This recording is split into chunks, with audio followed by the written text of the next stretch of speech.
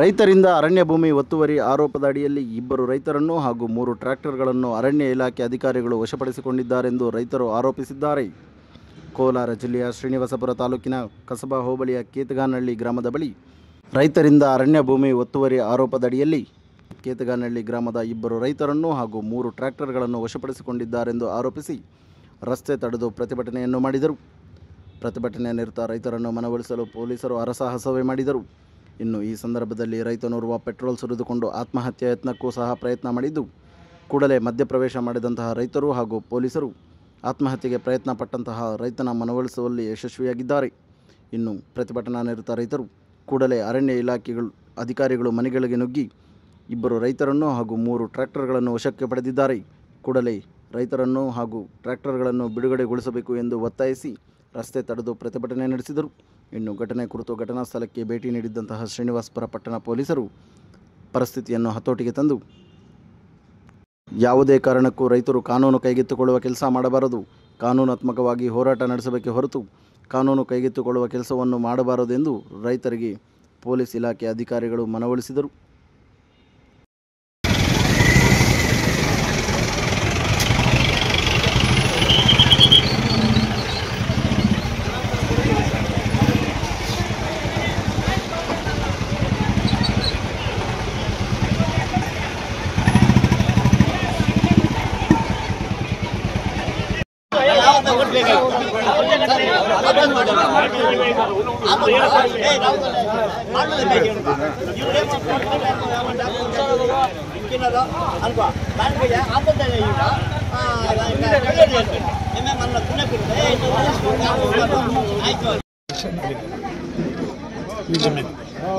ಅವರು ಅಪೀಲು ಇನ್ನೊಂದು ಹೋಗಿಲ್ಲ.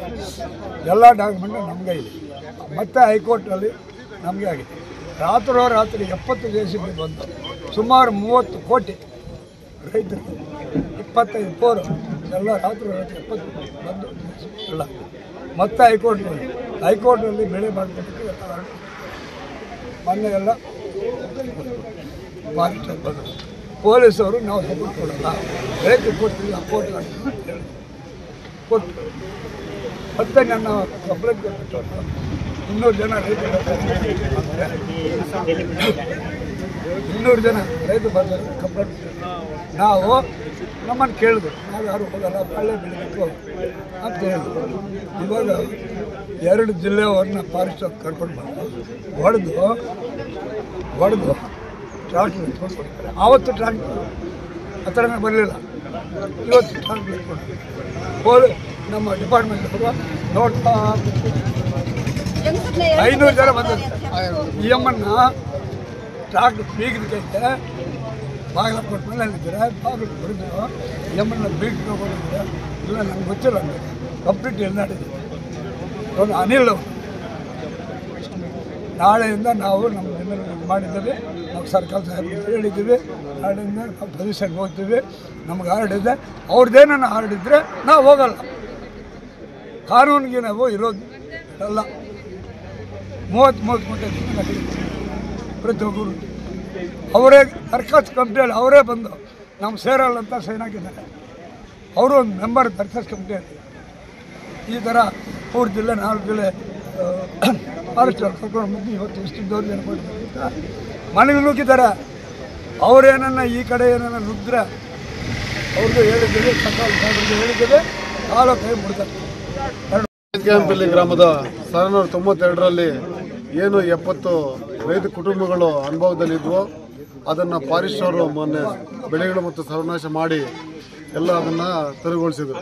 ಆದರೆ ನಾವು ಉಚ್ಚ ನ್ಯಾಯಾಲಯದಲ್ಲಿ ರಿಟ್ ಅರ್ಜಿ ಹಾಕ್ಕೊಂಡು 11 ಜನಕ್ಕೆ ಸ್ಟೇ ಆಗಿತ್ತು. ಅದರಲ್ಲಿ ಸ್ಪಷ್ಟವಾಗಿ ಹೇಳಿದ್ದಾರೆ, ಅರಣ್ಯ ಅಧಿಕಾರಿಗಳು ಇದರಲ್ಲಿ ಇಂಟರ್ಫಿಯರ್ ಆಗಬಾರ್ದು, ಯಾರು ರೈತರಿಗೆ ತೊಂದರೆ ಮಾಡಬಾರ್ದು ಅಂತ ಹೇಳಿ ಆರ್ಡರಲ್ಲೇ ಆಗಿದೆ.